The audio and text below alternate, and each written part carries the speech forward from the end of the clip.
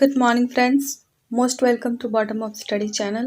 I hope you all are very good. तो आइए start करते हैं हम अपने हिंदी ग्रामर के टॉप क्वेश्चन के सीरीज की। तो हमारा आज का जो पहला प्रश्न है वो है, कोई भाषा किसी भी लिपि में लिखी जा सकती है। इस कथन पर आपकी राय है कि ऑप्शन ए, यह बिल्कुल संभव नहीं, ऑप्शन बी, यह बहुत हद तक संभव है, ऑप्शन सी, हर भाषा की अपनी लिपि होती है, या ऑप्शन डी, भाषा और लिपि के बीच एक सीधा संबंध है। तो हमारा जो राइट आंसर हो जाएगा वो हो जाएगा ऑप्शन बी, यह बहुत हद तक संभव है। यानी किसी भी भाषा को किसी भी लिपि में लिखना बहुत हद तक क्या है, संभव है। अब बढ़ते हैं अगले प्रश्न पर। भाषा और लिपि के बीच क्या होता है? ऑप्शन ए, एक निश्चित संबंध होता है, ऑप्शन बी, कोई निश्चित संबंध नहीं होता, ऑप्शन सी, एक तार्किक संबंध होता है, या ऑप्शन डी, कोई संबंध होता ही नहीं है। तो हमारा जो राइट आंसर हो जाएगा वो हो जाएगा ऑप्शन ए, एक निश्चित संबंध होता है। तो यही हो जाएगा हमारा राइट आंसर। और हमारा जो अगला प्रश्न है वो है, हिंदी वर्णमाला में स्वरों की कुल संख्या कितनी है? हिंदी वर्णमाला में स्वरों की कुल संख्या जो है वो है 11, यानी ऑप्शन बी हो जाएगा हमारा राइट आंसर। अब चलते हैं अगले प्रश्न पर। हिंदी वर्णमाला में व्यंजनों की कुल संख्या कितनी है? तो हिंदी वर्णमाला में व्यंजनों की जो कुल संख्या है वो है 33, यानी ऑप्शन सी। अब देखते हैं अगला प्रश्न। हिंदी वर्णमाला में मूलतः वर्णों की संख्या कितनी है? यानी कि आपको बताना है कि हिंदी वर्णमाला में टोटल वर्ण कितने हैं।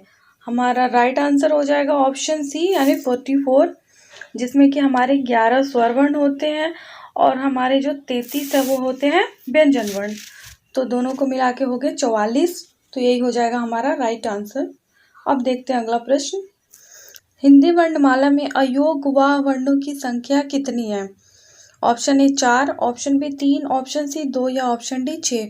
तो सबसे पहले जानते हैं कि अयोगवाह वर्ण किसे कहते हैं। हमारे वर्णमाला में 2 ही अयोगवाह वर्ण हैं, जो कि जिसमें पहला है अनुस्वार और दूसरा जो है वो है विसर्ग। तो यही 2 जो होते हैं वो होते हैं हमारे अयोगवाह वर्ण। इसलिए हमारा जो राइट आंसर है वो हो जाएगा ऑप्शन सी, यानी 2। अब देखते हैं अगला प्रश्न। कौन से शब्द में र अन्य से भिन्न है?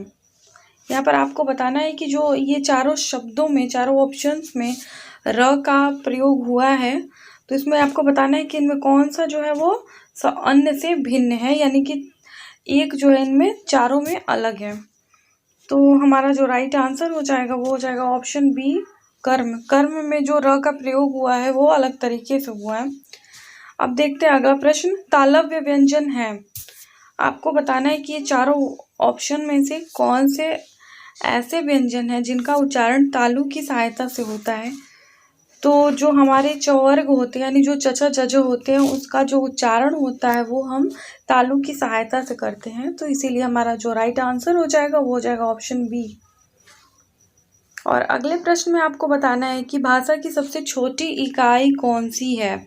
ऑप्शन ए लिपि, ऑप्शन बी वर्ण, ऑप्शन सी शब्द, या ऑप्शन डी वाक्य। तो भाषा की जो सबसे छोटी इकाई होती है वो होती है वर्ण। इसके बारे में हमने पहले भी डिस्कस करा है। अब देखते हैं अगला प्रश्न।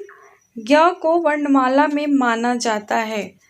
यहाँ पर आपको बताना है कि ज्ञ को वर्णमाला में क्या माना जाता है। संयुक्त व्यंजन, ऑप्शन बी स्वर, ऑप्शन सी अनुस्वार, या ऑप्शन डी व्यंजन।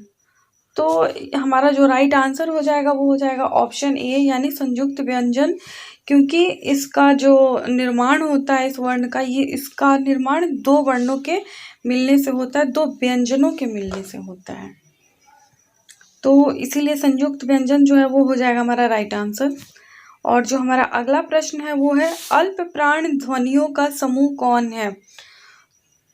यहाँ पर आपको बताना है कि इन ग्रुप में से कौन सा जो ग्रुप है वो अल्प प्राण का है। तो हमारा जो राइट आंसर हो जाएगा वो ऑप्शन बी। अब थोड़ा सा समझते हैं कि अल्प प्राण क्या होता है। किसी भी वर्ग का पहला, तीसरा और पांचवा वर्ण जो होता है ये होते हैं क्या, हमारे अल्प प्राण। और बाकी के जो दो बच जाते हैं यानी दूसरा और जो चौथा होता है वो हो जाता है महाप्राण। तो आज के लिए बस इतना ही। अगर आपको ये वीडियो पसंद आती है तो इसे लाइक ज़रूर करें, और इस चैनल पर अगर आप नए हैं तो चैनल को सब्सक्राइब भी करें और अपने फैमिली, फ्रेंड्स एंड रिलेटिव के साथ शेयर करें ताकि उन लोगों को भी इसका ज़्यादा से ज़्यादा लाभ मिल सके। Thank you so much for watching this video. Bye bye and take care.